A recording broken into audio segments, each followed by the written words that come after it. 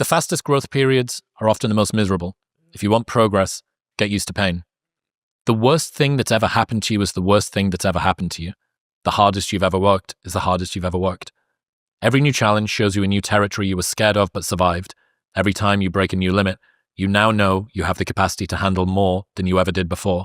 It's inverse PTSD, like workload exposure therapy, that teaches you, oh, I've been here before and I didn't die. This is okay. So one of my training partners, what he likes me to tell him when he's in a hard set is, you're fine. That's what he likes me to tell him. Mm-hmm. So he's right at those money sets where you're like, I'm dying right now. And you're like, you're fine. Not keep going. You got this. And a lot of people like that. Mm-hmm. But he's like, you're fine. You're fine. And I think that that's probably what he tells himself when he's going through those harder times, because so when I was back in the fraternity days, I was in the SEC, which is, the South, and they were notorious for like heavy hazing. And so I was going to join as a pledge. And so I called my dad up and I was like, hey, I don't know what's going to happen, blah, blah, blah. And he said this to me, which actually was one of the strongest things that was my frame going into it because of what he said.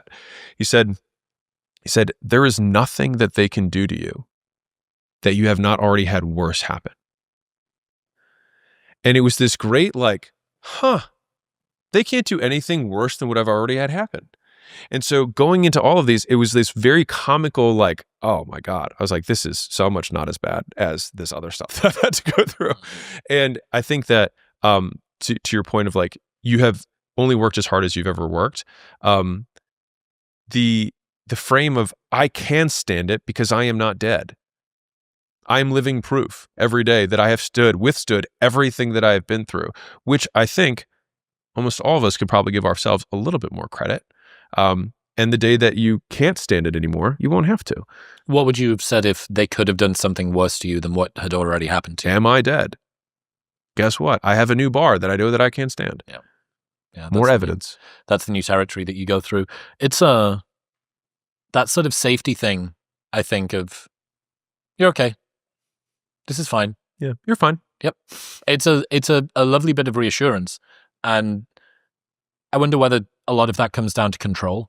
Just this sense that even if this is a new territory, your capacity to cope with it still exists, and that in that there is a kind of control that you have. Or maybe it's not a direct control, but it's certainly not a sense of lack of control, right? Or not a sense of lack of outcome.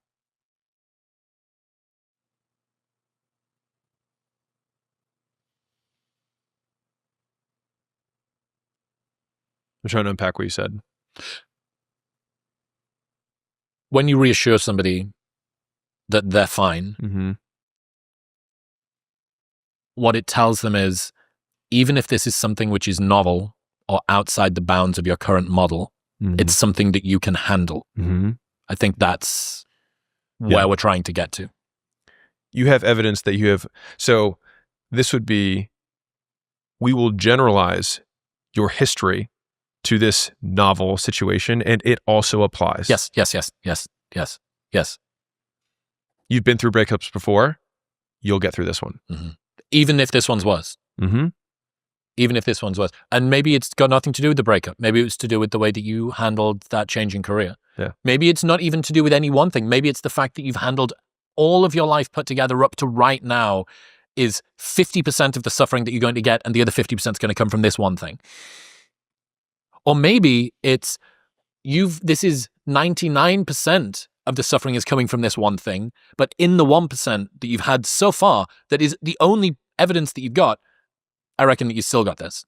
There's this idea, I might have told you this before, but a friend of mine told me about a time that he went through a really rough period, sort of public scrutiny and lots of bad things happening to him. And he said, all my life I was scared that I was a coward. Mm. I was terrified mm-hmm. that I was a coward, that I didn't have bravery. And I'd think of myself as a hard man. I hang around with hard men. I do hard men things. And I'd tested myself, but I'd only ever really tested myself under my own volition and in my own control. Mm-hmm. And one day I thought, the world's going to test me in a manner that I didn't get to choose. And it's going to test me at a velocity that I wasn't prepared for. He used this sentence I fucking adore. He said, I could always hear my better self clearing his throat in the room next door.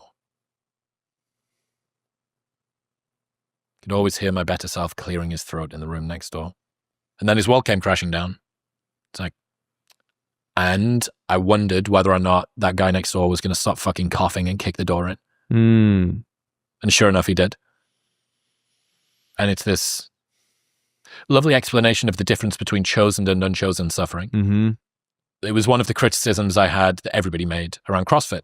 Mm-hmm. That, you know, training so hard, you know, the Ryan Fisher, like, world of this. Like, dude, you made yourself fucking pass out from a heat stroke in a competition. But even though that is unbelievably extreme and really, really impressive, let's make no bones about it. You chose to be there. You chose to do that pursuit. What if I said, you need to lie on the couch for 3 weeks and not train? How hard would that be? Because that's the difference between chosen and unchosen suffering. And the weird thing is that you can't choose unchosen suffering.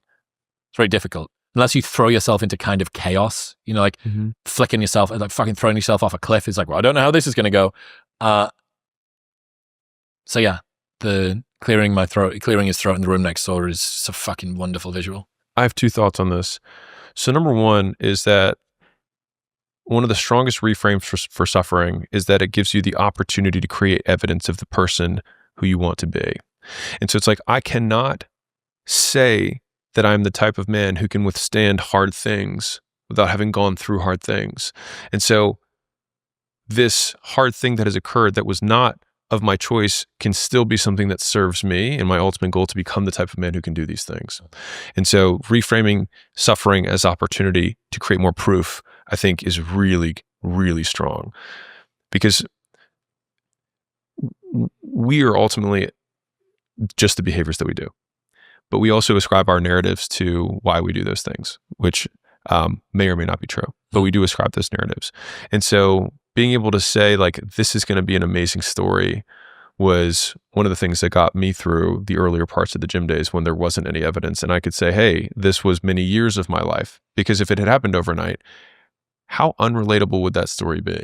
And the reason that we don't tell stories of the prince who just goes up to the girl and she says yes and they lived happily ever after is a very terrible story. And so I think at the end of our lives, we would much rather have the twists and the turns and the depths of character and then the triumph and like, this is a story that's far more interesting than this. Dude, I had Jeffrey Katzenberg on the show the other day. Do you know who that is? Guy that founded DreamWorks with Steven Spielberg. Oh, cool. The dude that did Lion King. Oh, amazing. And like every big fucking Disney movie. He's a legend. And I asked him, what did you learn about storytelling? He says, story is only as good as its villains. Oh, yeah. I mean, the Joker in Dark Knight, I mean, it's just like he made the movie. And another way to put that would be the story is only as good as its stakes. Yeah. The bigger the monster, the more epic the hero. Yes. Yeah.